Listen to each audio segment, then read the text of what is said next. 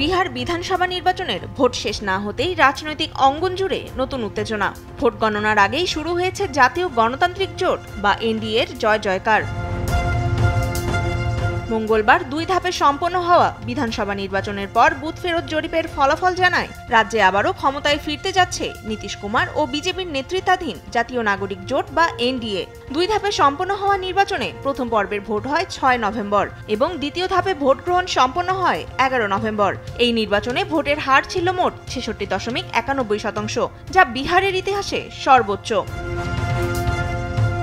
জরিপের তথ্য মতে এনডিএ জোট পেতে পারে 130 থেকে 209টি আসন।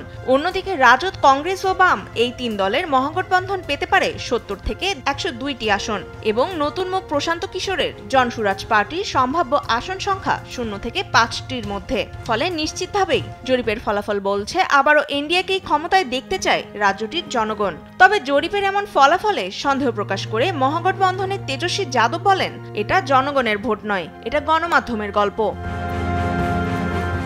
আগামী 14 নভেম্বর সকাল থেকে শুরু হবে ভোট গণনা। এতে 38টি জেলায় নেওয়া হয়েছে কঠোর নিরাপত্তা ব্যবস্থা। এবারের নির্বাচনের উল্লেখযোগ্য বিষয় হলো নারী ভোটারদের অংশগ্রহণ। যেখানে পুরুষ ভোট দিয়েছেন 62.8%, সেখানে নারী ভোটারদের উপস্থিতি 71.6%। বিশ্লেষকদের মতে জরিপের ফলাফল যদি সত্যি হয়, আবারও নীতিশ ও মোদির জুটি গঠন করবে বিহারের সরকার।